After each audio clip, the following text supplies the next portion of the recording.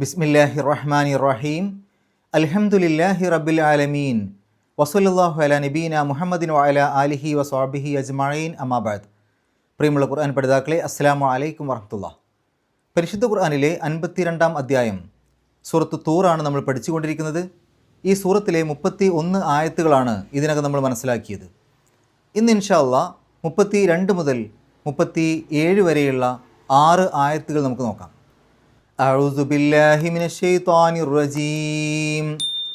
അം തഅ്മുറുഹും അഹ്ലാമുഹും ബിഹാദാ അം ഹും ഖൗമുൻ താഗൂൻ അം യഖൂലൂന തഖവ്വലഹു ബൽ ലാ യുഅ്മിനൂൻ ഫൽയഅ്തൂ ബിഹദീസിൻ മിസ്ലിഹി ഇൻ കാനൂ സാദിഖീൻ അം ഖുലിഖൂ മിൻ ഗൈരി ശൈഇൻ അം ഹുമുൽ ഖാലിഖൂൻ അം ഖലഖുസ് സമാവാതി വൽ അർദ് ബൽ ലാ യൂഖിനൂൻ അം ഇൻദഹും ഖസാഇനു റബ്ബിക അം ഹുമുൽ മുസൈത്തിറൂൻ.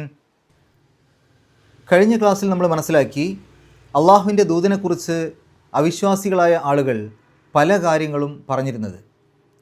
അദ്ദേഹത്തെക്കുറിച്ച് ഭ്രാന്തനാണ്, കവിയാണ്, പ്രശ്നക്കാരനാണ്, കാലവിപത്തിൽ അദ്ദേഹം ഇല്ലാതായിക്കോളും, അങ്ങനെ ആ തരത്തിൽ പല കാര്യങ്ങളും പറഞ്ഞതായിട്ട് നമ്മൾ മനസ്സിലാക്കി. ശേഷം അള്ളാഹു പറയുന്നു, അം തഅ്മുറുഹും അഹ്ലാമുഹും ബിഹാദാ. അം അതോ, തഅ്മുറുഹും അമറ കൽപ്പിച്ചു, അത് മാളിയായ പദമാണ്. മാളി എന്ന് പറഞ്ഞാൽ കഴിഞ്ഞ കാലത്ത് സംഭവിച്ചത്. അതേസമയത്ത് അതിൻ്റെ മുളാരി യഅ്മുറു തഅ്മുറു എന്നൊക്കെയാണ്. മുളാരി എന്ന് പറയുമ്പോൾ വർത്തമാനകാലക്രിയ അല്ലെങ്കിൽ ഭാവി കാലക്രിയ, ഇപ്പോൾ നടക്കുന്നത് അല്ലെങ്കിൽ വരാൻ പോകുന്നത്. യഅ്മുറു എന്നാകുമ്പോൾ അത് പുല്ലിംഗാണ്, തഅ്മുറു എന്നുള്ളത് സ്ത്രീലിംഗാണ്. തഅ്മുറുഹും അവരോട് കൽപ്പിക്കുന്നു. അപ്പോൾ അം തഅ്മുറുഹും അവരോട് കൽപ്പിക്കുന്നുവോ അതോ അവരോട് കൽപ്പിക്കുന്നുവോ. അഹ്ലാമുഹും, ഹിൽമ് എന്നുള്ളതിൻ്റെ ബഹുവചനമാണ് അഹ്ലാം. ഹിൽമ് എന്ന് പറഞ്ഞാൽ ബുദ്ധി, അഹ്ലാം ബുദ്ധികൾ. അഹ്ലാമുഹും അവരുടെ ബുദ്ധികൾ. ബിഹാദ ഇത് അല്ലെങ്കിൽ ഇതിനെ, ഇതുകൊണ്ട്. അപ്പോൾ അവരുടെ ബുദ്ധികൾ ഇതൊക്കെയാണോ അവരോട് കൽപ്പിക്കുന്നത്? അം അതോ, ഹും അവരാണോ, ഖൗമുൻ ഒരു ജനത, ത്വാഗൂൻ ത്വഗാ അക്രമം ചെയ്തു അല്ലെങ്കിൽ ധിക്കാരം ചെയ്തു, ത്വാഗൂൻ അക്രമികൾ. അം ഹും ഖൗമുൻ ത്വാഗൂൻ അതോ അവർ അക്രമികളായ ധിക്കാരികളായ ഒരു ജനതയാണോ? ഒന്നിച്ചായത്തിൻ്റെ അർത്ഥം അം തഅ്മുറുഹും അഹ്ലാമുഹും ബിഹാദാ അം ഹും ഖൗമുൻ ത്വാഗൂൻ. അവരുടെ ബുദ്ധി അവരോട് ഇതൊക്കെയാണോ കൽപ്പിക്കുന്നത് അതോ അവർ അക്രമികളായ ഒരു ജനതയാണോ? അടുത്ത ആയത്ത്, അം യഖൂലൂന തഖവ്വലഹു. അം അതോ, യഖൂലൂന ഖാല പറഞ്ഞു, യഖൂലു പറയുന്നു, യഖൂലൂന അവർ പറയുന്നു. അം യഖൂലൂന അതോ അവർ പറയുന്നുവോ. തഖവ്വലഹു തഖവ്വല കെട്ടിച്ചമച്ചുണ്ടാക്കി. ഈ പദം സൂറത്തുൽ ഹാഖയിലെ 44-ാമത്തെ ആയത്തിലും വന്നിട്ടുണ്ട്. തഖവ്വലഹു അവൻ അതിനെ കെട്ടിച്ചമച്ചുണ്ടാക്കി, അദ്ദേഹം അതിനെ കെട്ടിച്ചമച്ചുണ്ടാക്കി. അം യഖൂലൂന തഖവ്വലഹു അതോ അവർ പറയുന്നുവോ അദ്ദേഹം അതിനെ കെട്ടിച്ചമച്ചുണ്ടാക്കിയതാണ് എന്ന്. ബൽ പക്ഷേ അല്ലെങ്കിൽ എന്നാൽ, ലാ യുഅ്മിനൂൻ ആമന വിശ്വസിച്ചു, യുഅ്മിനു വിശ്വസിക്കുന്നു, യുഅ്മിനൂൻ അവർ വിശ്വസിക്കുന്നു, ലാ യുഅ്മിനൂൻ അവർ വിശ്വസിക്കുന്നില്ല. ബൽ ലാ യുഅ്മിനൂൻ എന്നാൽ അവർ വിശ്വസിക്കുന്നില്ല. അം യഖൂലൂന തഖവ്വലഹു ബൽ ലാ യുഅ്മിനൂൻ അദ്ദേഹം അത് കെട്ടിച്ചമച്ചുണ്ടാക്കിയതാണ് എന്നാണോ അവർ പറയുന്നത്, എന്നാൽ അവർ വിശ്വസിക്കുന്നില്ല. അടുത്ത ആയത്ത്, ഫൽയഅ്തൂ ബിഹദീസിൻ മിസ്ലിഹി. ഫൽയഅ്തൂ അത് ശരിക്ക് ഫലിയഅ്തൂ എന്നാണ്. അതാ എന്ന് പറഞ്ഞാൽ വന്നു, യഅ്തീ വരുന്നു. അതാ ബി എന്നാവുമ്പോൾ കൊണ്ടുവന്നു എന്നാവും. അതിന് മുതാരി യഅ്തീ ബി കൊണ്ടുവരുന്നു. യഅ്തൂന ബി അവർ കൊണ്ടുവരുന്നു. അതിനു മുമ്പിൽ ലീ ചേർക്കുമ്പോൾ ലി യഅ്തൂന എന്നല്ല, ലി യഅ്തൂ എന്നാവും. ആ നൂന് പോവും. ലി യഅ്തൂ ബി അവർ കൊണ്ടുവരട്ടെ. അതിൻ്റെ മുമ്പിൽ ഒരു ഫ ഉണ്ട്, അപ്പോൾ എന്നർത്ഥത്തിൽ. അപ്പോൾ ഫ ലി യഅ്തൂ ബി അപ്പോൾ അവർ കൊണ്ടുവരട്ടെ. അതാണ് ഫൽ യഅ്തു ബി എന്നായി മാറിയത്. ഫ ലി യഅ്തു എന്നുള്ളത് ഫൽ യഅ്തു എന്നാവും. ഫൽ യഅ്തു ബി, അപ്പോൾ അവർ കൊണ്ടുവരട്ടെ, എന്നാൽ അവർ കൊണ്ടുവരട്ടെ. എന്ത്? ഹദീസിൻ, ഒരു വർത്തമാനം, ഒരു വൃത്താന്തം, ഒരു വാർത്ത.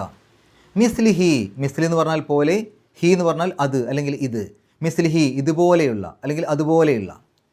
ഇൻ കാനു സ്വാദിഖീൻ, ഇൻ എങ്കിൽ. കാനു, കാന എന്ന് പറഞ്ഞാൽ ആണ്, ആകുന്നു, ആയിരുന്നു. കാനു അവർ ആണ്, അവർ ആകുന്നു, അവർ ആയിരുന്നു. ഇൻ കാനു അവർ ആണെങ്കിൽ. സ്വാദിഖീൻ, സ്വാദിഖ് സത്യം പറയുന്നവൻ, സത്യവാൻ. സ്വാദിഖൂൻ, സ്വാദിഖീൻ എന്നൊക്കെ പറയുമ്പോൾ സത്യം പറയുന്നവർ, സത്യവാന്മാർ. ഒന്നിച്ചായതിൻ്റെ അർത്ഥം ഫൽ യഅ്തു ബി ഹദീസിൻ മിസ്ലിഹി ഇൻ കാനു സ്വാദിഖീൻ.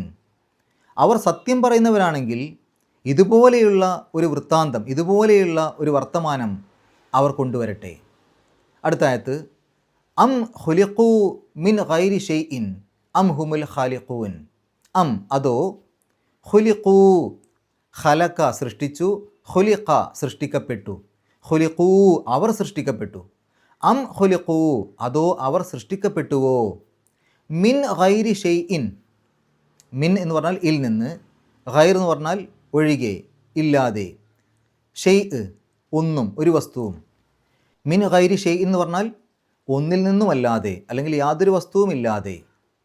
അം അതോ, ഹും അവർ, അം ഹും അതോ അവർ ആണോ, അൽ ഖാലിഖൂൻ ഖലക സൃഷ്ടിച്ചു, ഖാലിഖ് സൃഷ്ടാവ്, ഖാലിഖൂൻ സൃഷ്ടാക്കൾ. അം ഹുമുൽ ഖാലിഖൂൻ അതോ അവരാണോ സൃഷ്ടാക്കൾ. ഒന്നിച്ചായത്തിൻ്റെ അർത്ഥം അം ഖുലിഖൂ മിൻ ഗൈരി ഷൈഇൻ അം ഹുമുൽ ഖാലിഖൂൻ.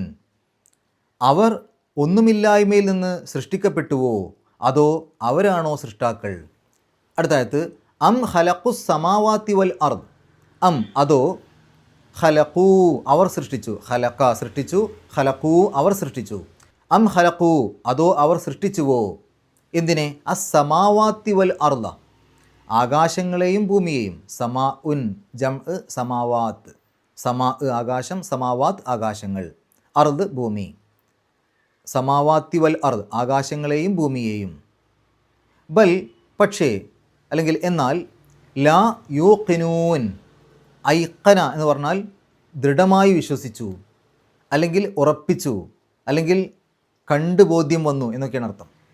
യൂഖിനു എന്ന് പറഞ്ഞാൽ അത് മുദാരിയാണ്, കണ്ട് ബോധ്യം വരും, കണ്ട് ബോധ്യം വരുന്നു, അല്ലെങ്കിൽ ഉറപ്പിക്കും, ഉറപ്പിക്കുന്നു, ദൃഢമായി വിശ്വസിക്കും, ദൃഢമായി വിശ്വസിക്കുന്നു. യൂഖിനൂൻ അവർ ദൃഢമായി വിശ്വസിക്കും, അവർ ദൃഢമായി വിശ്വസിക്കുന്നു. ലാ യൂഖിനൂൻ അവർ ദൃഢമായി വിശ്വസിക്കുന്നില്ല അല്ലെങ്കിൽ അവർ കണ്ട് ബോധ്യം വരുത്തുന്നില്ല അല്ലെങ്കിൽ അവർ ഉറപ്പിക്കുന്നില്ല. ഒന്നിച്ചായത്തിൻ്റെ അർത്ഥം അം ഖലഖുസ് സമാവാതി വൽ അർദ് ബൽ ലാ യൂഖിനൂൻ. അവരാണോ ആകാശങ്ങളെയും ഭൂമിയെയും സൃഷ്ടിച്ചത്, എന്നാൽ അവർ കണ്ട് ബോധ്യം വരുത്തുന്നില്ല അല്ലെങ്കിൽ അവർ ഉറപ്പിക്കുന്നില്ല, അവർ ദൃഢമാക്കുന്നില്ല, ദൃഢമായി വിശ്വസിക്കുന്നില്ല. അടുത്തായത് അം ഇൻദഹും ഖസാഇനു റബ്ബിക അം ഹുമുൽ മുസൈത്തിറൂൻ. അം അതോ, ഇൻദഹും ഇൻദ അടുക്കൽ, ഹും അവരുടെ, അം ഇൻദഹും അതോ അവരുടെ അടുക്കലാണോ, ഖസാഇനു റബ്ബിക ഖസാഇൻ ഖജനാക്കൾ, അത് ഖസീനത്തുൻ അല്ലെങ്കിൽ ഖിസാനത്തുൻ എന്നുള്ളതിൻ്റെ ജം ആണ്. ഖസീനത്തുൻ അല്ലെങ്കിൽ ഖിസാനത്തുൻ എന്നൊക്കെ പറഞ്ഞാൽ ഖജനാവ്, ശേഖരണം. ഖസാഇൻ എന്ന് പറഞ്ഞാൽ ഖജനാക്കൾ. അം ഇൻദഹും ഖസാഇൻ അവരുടെ അടുക്കലാണോ ഖജനാക്കൾ, റബ്ബിക താങ്കളുടെ റബ്ബിൻ്റെ, താങ്കളുടെ നാഥൻ്റെ, താങ്കളുടെ രക്ഷിതാവിൻ്റെ. റബ്ബ് എന്ന് പറഞ്ഞാൽ നാഥൻ, രക്ഷിതാവ്. ക താങ്കളുടെ, താങ്കളുടെ റബ്ബിൻ്റെ ഖജനാവുകൾ അവരുടെ അടുക്കലാണോ. അം അതോ, ഹും അവർ, അം ഹും അതോ അവരാണോ, അൽ മുസൈത്തിറൂൻ അധികാരികൾ, അധികാരമുള്ളവർ. അവിടെ ആ ഒരു മുസൈത്തിറൂൻ എന്നുള്ളത് സ്വാദ് വെച്ചിട്ടും പറയാം, സീന് വെച്ചിട്ടും പറയാം. മുസൈത്തിറൂൻ എന്നും പറയാം, മുസൈത്തിറൂൻ എന്നും പറയാം. അതുകൊണ്ട് തന്നെ ഖുർആനിൽ അവിടെ പല മുസഹഫുകളിലും ആ സ്വാദിൻ്റെ താഴെ ഒരു ചെറിയ സീന് കൊടുത്തിട്ടുണ്ടാവും. ചെറിയൊരു വ്യത്യാസം എന്ന് പറയുന്നത് മുസൈത്തിറൂൻ എന്നാവുമ്പോൾ നിയന്ത്രിക്കുന്നവർ എന്നാണ് അർത്ഥം വരിക. മുസൈത്തിറൂൻ എന്നാണെങ്കിൽ വിതരണം ചെയ്യുന്നവർ എന്നാണ് അർത്ഥം വരിക. രണ്ടും ഒന്ന് തന്നെയാണ്. നിയന്ത്രിക്കുക, വിതരണം ചെയ്യുക എന്നുള്ള രൂപത്തിൽ രണ്ടും ഒരേ അർത്ഥമാണ് വരിക, അധികാരികൾ എന്നാണ് അതിൻ്റെ ഉദ്ദേശം. അപ്പോൾ ഒന്നിച്ചായത്തിൻ്റെ അർത്ഥം അം ഐന്ദഹും ഖസാഇനു റബ്ബിക അം ഹുമുൽ മുസൈത്തിറൂൻ, താങ്കളുടെ റബ്ബിൻ്റെ ഖജനാവുകൾ അവരുടെ അടുക്കലാണോ അതോ അവരാണോ അധികാരികൾ. ഇനി നമുക്ക് ഈ ആയത്തുകളുടെ വിശദീകരണത്തിലേക്ക് പോകാം. തൊട്ട് മുമ്പത്തെ ആയത്തുകളിൽ നമ്മൾ മനസ്സിലാക്കി അവിശ്വാസികൾ പറഞ്ഞിരുന്ന കാര്യം, റസൂലുള്ളാഹി സ്വല്ലല്ലാഹു അലൈഹി വസല്ലമയെക്കുറിച്ച് കവിയാണ്, ജ്യോത്സ്യനാണ്, ഭ്രാന്തനാണ്, അങ്ങനെ പലതും പറഞ്ഞിരുന്നു. കാലവിപത്തിൽ ആ മുഹമ്മദ് ഇല്ലാതായിക്കോളും, അതോടുകൂടി ഇതൊക്കെ അവസാനിക്കും എന്ന രൂപത്തിലൊക്കെ അവർ പറഞ്ഞിരുന്നു. അള്ളാഹു ഇവിടെ ചോദിക്കുന്നൊരു ചോദ്യം, അം തഅ്മുറുഹും അഹ്ലാമുഹും ബിഹാദ, അവരുടെ ബുദ്ധിയാണോ അവരെ കൊണ്ട് ഇങ്ങനെയൊക്കെ പറയിപ്പിക്കുന്നത്? അവരുടെ ബുദ്ധിയാണോ അവരോട് ഇതൊക്കെ കൽപ്പിക്കുന്നത്? ഇങ്ങനെയൊക്കെ പറയാൻ വേണ്ടി അവരോട് കൽപ്പിക്കുന്നത് അവരുടെ ബുദ്ധിയാണോ? അവർ ചിന്തിച്ചിട്ട് പറയുന്നത് തന്നെയാണോ ഇതൊക്കെയെന്ന്? ഈ എന്ന ചോദ്യം 15 തവണ ഇവിടെ ആവർത്തിക്കുന്നുണ്ട്. ഇത് 15ാമത്തെ വർഷത്തിൽ ഇറങ്ങിയതായതുകൊണ്ടാണ് 15 ചോദ്യങ്ങൾ എന്നൊക്കെ ചില ഗ്രന്ഥങ്ങളിൽ കാണാൻ സാധിക്കും. പക്ഷേ അതിനൊന്നും തെളിവുകളില്ല. ശരി, അള്ളാഹു ഇവിടെ ചോദിക്കുന്നത് എന്താണ്? അവരുടെ ബുദ്ധി കൊണ്ട് ചിന്തിച്ചിട്ട് തന്നെയാണോ അവർ ഇത്തരം ചോദ്യങ്ങളൊക്കെ അല്ലെങ്കിൽ ഇത്തരം വിമർശനങ്ങളൊക്കെ പറയുന്നത്? അദ്ദേഹത്തെക്കുറിച്ച് ഭ്രാന്തൻ എന്ന് പറയുന്നു, അല്ലെങ്കിൽ അദ്ദേഹത്തെക്കുറിച്ച് കവി എന്ന് പറയുന്നു, പ്രശ്നക്കാരൻ, ജ്യോത്സ്യൻ എന്ന് പറയുന്നു, അദ്ദേഹം കാലവിപത്തിൽ ഇല്ലാതായിക്കൊള്ളുന്നു പറയുന്നു. ഇതൊക്കെ അവരുടെ ബുദ്ധിയാണോ അവരോട് ഇതൊക്കെ പറയാൻ കൽപ്പിക്കുന്നത്? അം ഹും ഖൗമുൻ ത്വാഗൂൻ, അതോ അവർ അക്രമികളായ ഒരു ജനതയാണോ? അവരുടെ ബുദ്ധി അങ്ങനെയൊന്നുമല്ല പറയുന്നത്. ബുദ്ധി വെച്ച് ചിന്തിച്ചാൽ ഒരിക്കലും ഇത് അവർ പറയൂല. അല്ലെങ്കിൽ അവരുടെ ബുദ്ധി അവരോട് പറയുന്നുണ്ട്, ഒരിക്കലും മുഹമ്മദ് ഒരു ഭ്രാന്തനല്ല, ഒരു കവിയല്ല, അദ്ദേഹത്തിന് എഴുത്തും വായന പോലും അറിയില്ല എന്നൊക്കെ അവരുടെ ബുദ്ധി അവരോട് പറയുന്നുണ്ട്.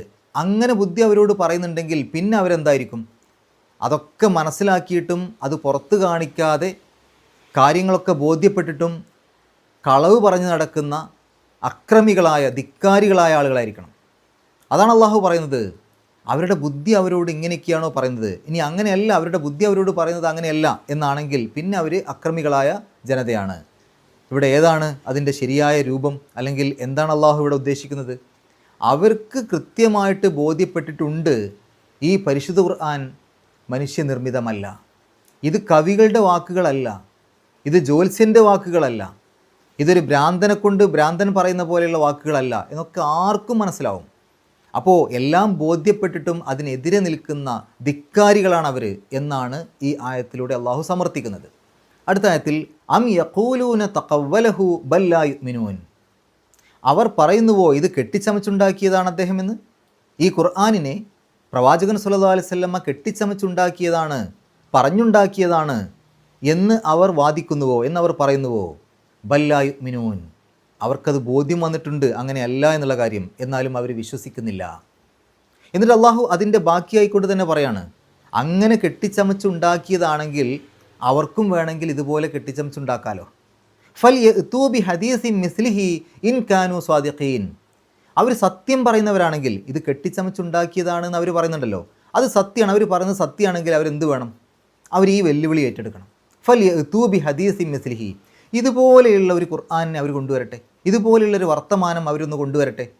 ഇൻ കാനൂ സ്വാദിഖീൻ, അവർ സത്യം പറയുന്നവരാണെങ്കിൽ, ഇത് കെട്ടിച്ചമച്ചുണ്ടാക്കിയതാണ് എന്നുള്ള അവരുടെ വാദം സത്യമാണെങ്കിൽ, അങ്ങനെ സത്യം പറയുന്നവരാണ് അവരെന്നുണ്ടെങ്കിൽ അവരെങ്ങനെയാണ് പറയേണ്ടത്?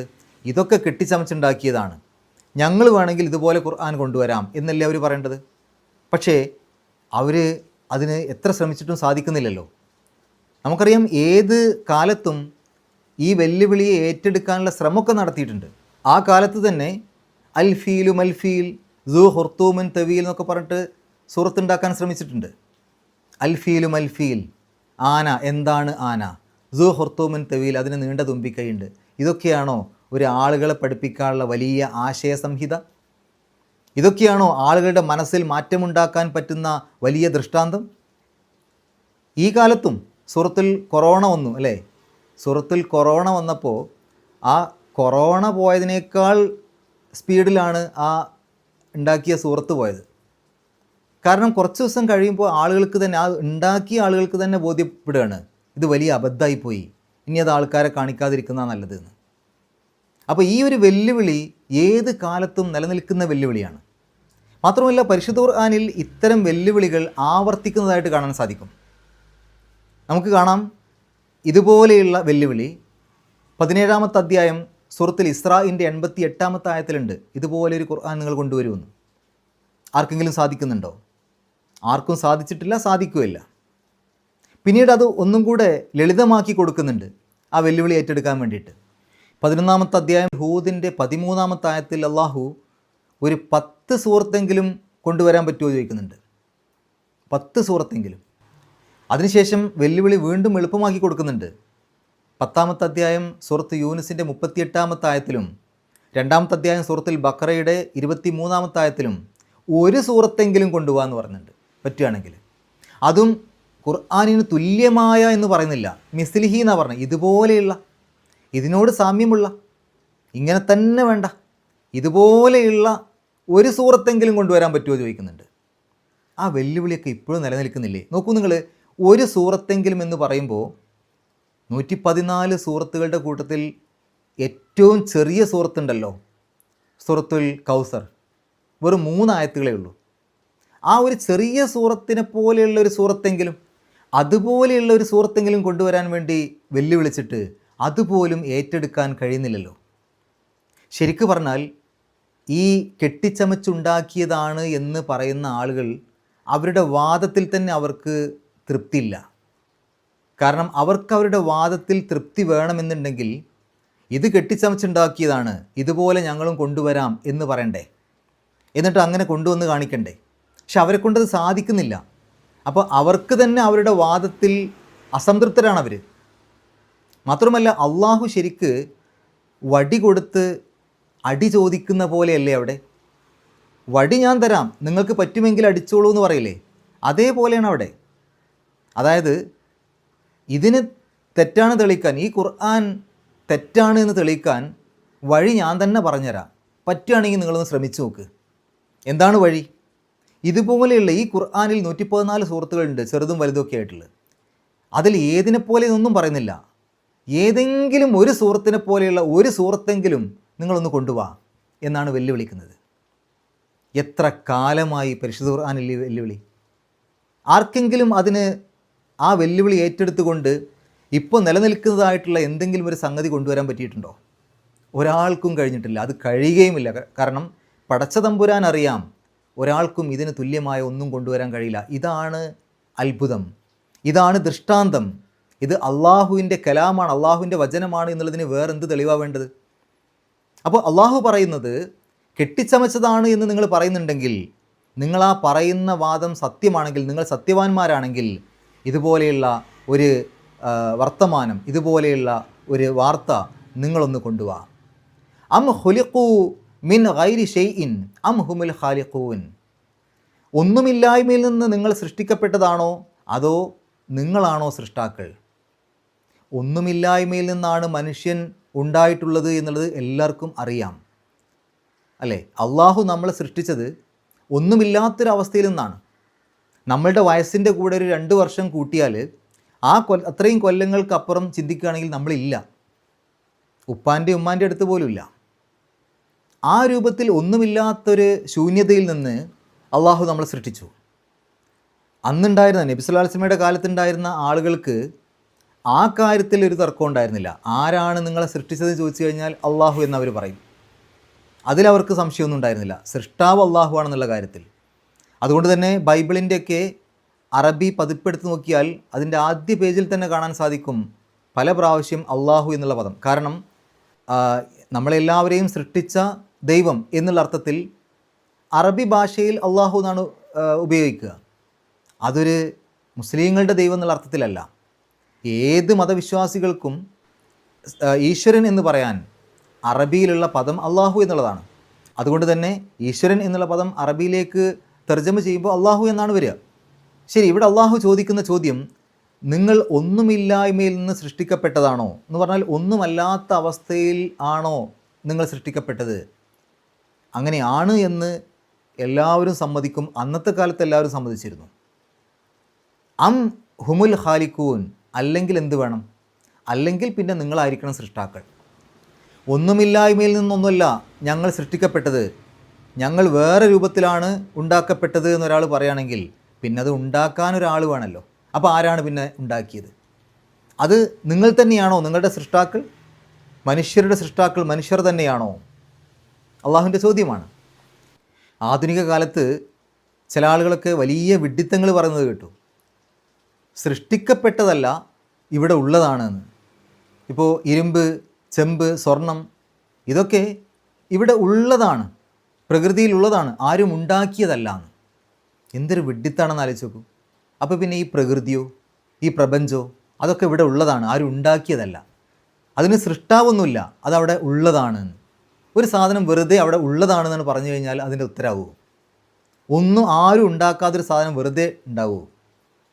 അപ്പോൾ ശുദ്ധ ശൂന്യതയിൽ നിന്ന് വെറുതെ ഉണ്ടായി, ഒരു സൃഷ്ടാവുമില്ലാതെ വെറുതെ ഉണ്ടായി എന്ന് പറയേണ്ടി വരും. എന്നിട്ട് ഇന്നത്തെ കാലത്ത് അങ്ങനെ വെറുതെ ഉണ്ടാവുമെന്ന് നമ്മൾ കാണുന്നില്ലല്ലോ. എന്തെങ്കിലും ഒരു കാരണം അതിൻ്റെ പിന്നിൽ ഉണ്ടാവണം. ആ കാരണവും ഉണ്ടാക്കാൻ എന്തെങ്കിലും ഒന്ന് വേണം.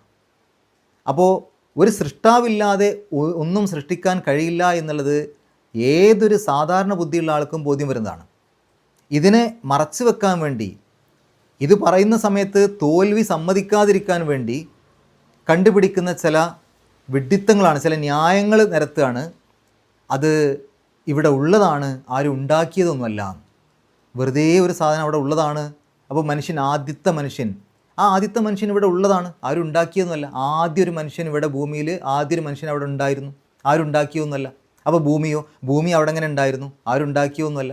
ആകാശവും പ്രപഞ്ചവും ഒക്കെ അങ്ങനെ തന്നെ.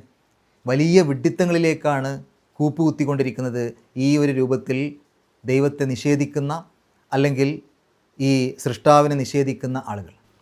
അള്ളാഹുവിൻ്റെ ചോദ്യം, ഒന്നുമില്ലാത്ത അവസ്ഥയിലാണ് നിങ്ങളെ സൃഷ്ടിച്ചതെങ്കിൽ ആ സൃഷ്ടാവ് പറയുന്നത് പോലെ നിങ്ങൾ കേൾക്കണം, ആ സൃഷ്ടാവിനെ നിങ്ങൾ അംഗീകരിക്കണം, ആ സൃഷ്ടാവ് പറയുന്ന രൂപത്തിൽ ജീവിക്കണം. അതല്ലെങ്കിൽ പിന്നെ നിങ്ങളായിരിക്കണം നിങ്ങളുടെ സൃഷ്ടാക്കൾ. അപ്പോൾ പിന്നെ നിങ്ങൾക്ക് നിങ്ങൾ പറയുന്ന പോലെ ജീവിക്കാം. അപ്പോൾ നിങ്ങളാണോ നിങ്ങളുടെ സൃഷ്ടാക്കൾ?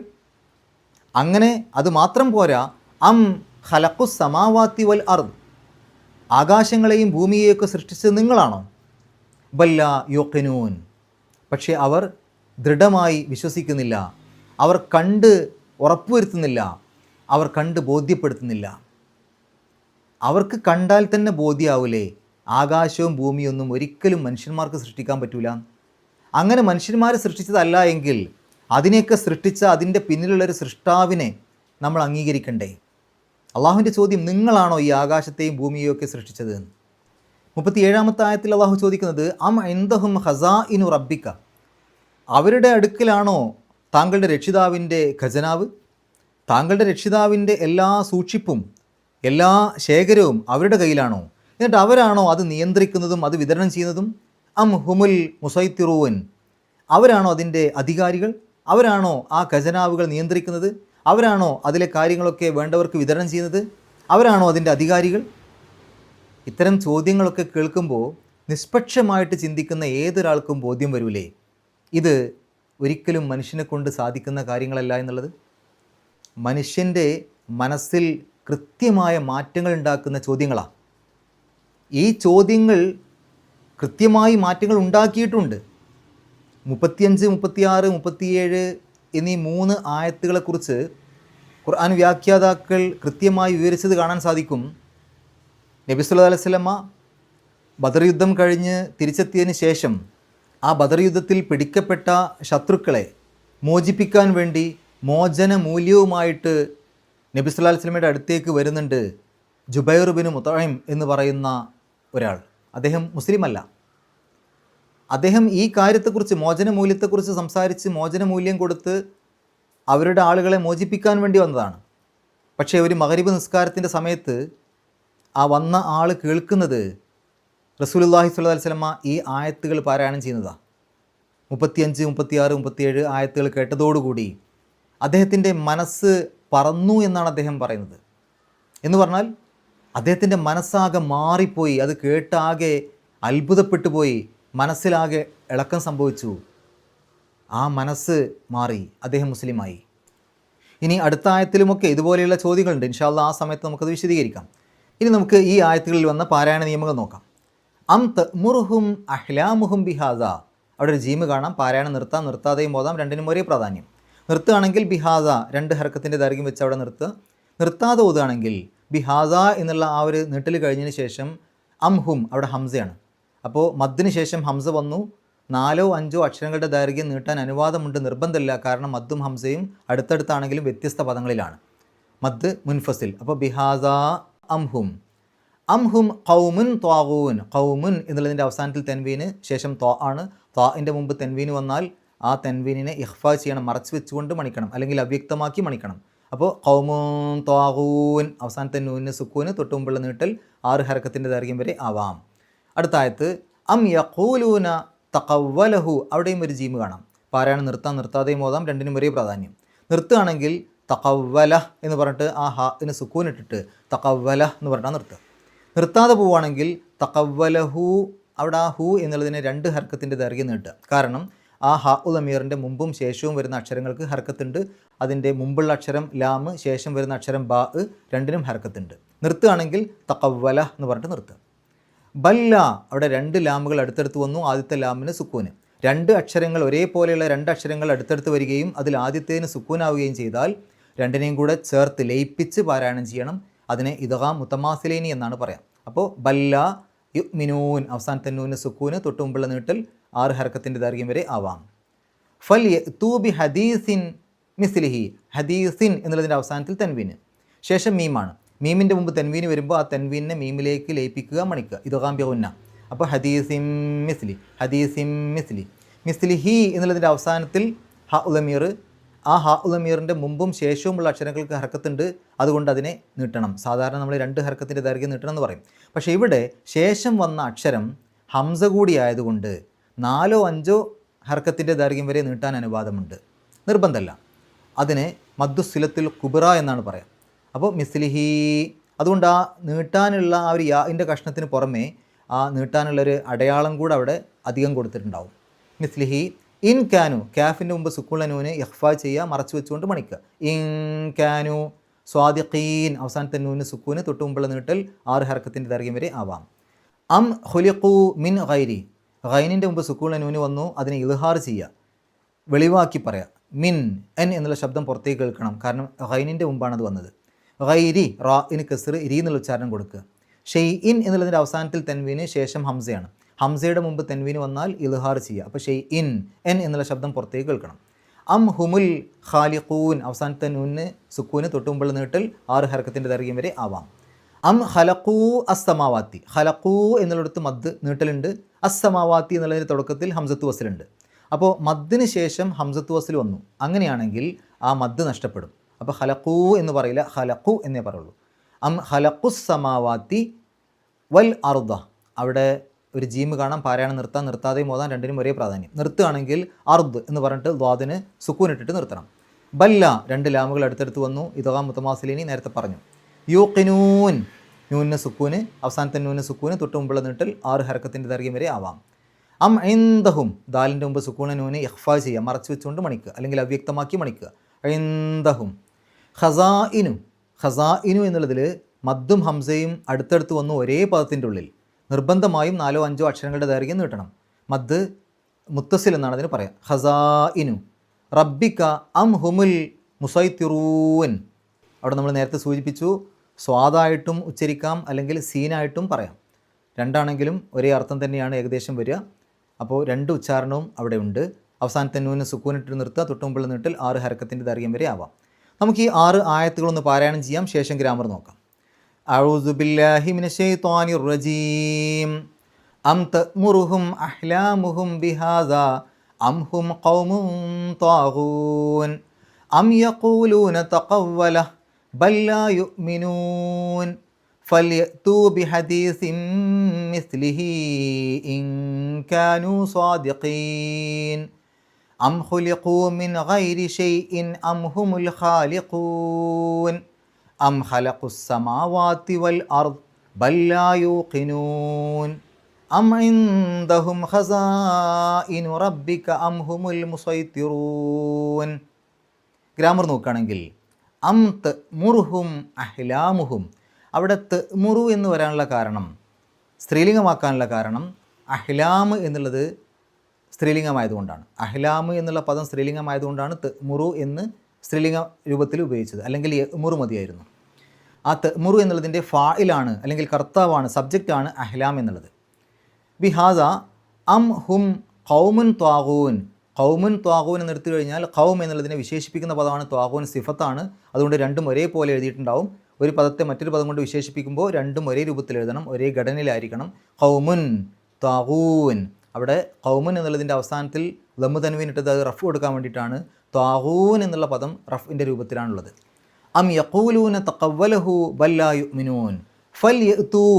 അതെങ്ങനെ വന്നു എന്നുള്ളത് നേരത്തെ നമ്മൾ സൂചിപ്പിച്ചു. ഫ ഉണ്ട്, പിന്നെ ലീ എന്നുണ്ട്, പിന്നെ യഅ്തൂന എന്നുണ്ട്.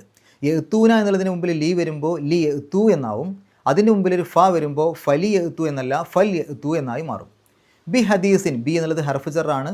അതിനുശേഷം വരുന്ന ഇസ്മുകൾക്ക് ജറ് കിട്ടും. അതുകൊണ്ടാണ് ബി ഹദീസിൻ അവസാനത്തിൽ കസ്ർ തൻവീൻ ഇട്ടത്. മിസ്ലിഹി ഇൻ കാനു സ്വാദിഖീൻ.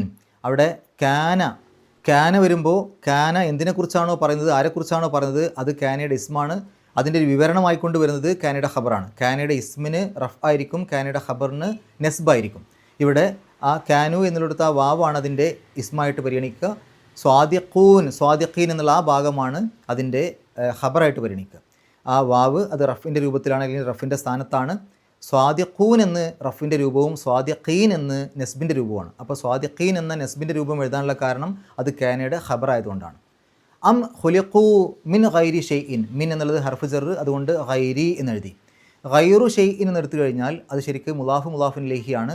ഗൈർ എന്നുള്ളതിനെ ഷെയ്ഇലേക്ക് ചേർത്തു, അതുകൊണ്ട് ആ ഷെയ് എന്നുള്ളത് മുലാഫിൻ ഇലൈഹിയാണ്, അതിന് ജർ കിട്ടണം. അതുകൊണ്ടാണ് ഷെയ്ഇൻ എന്നെഴുതിയത്. അം ഹുമുൽ ഖാലിഖൂൻ.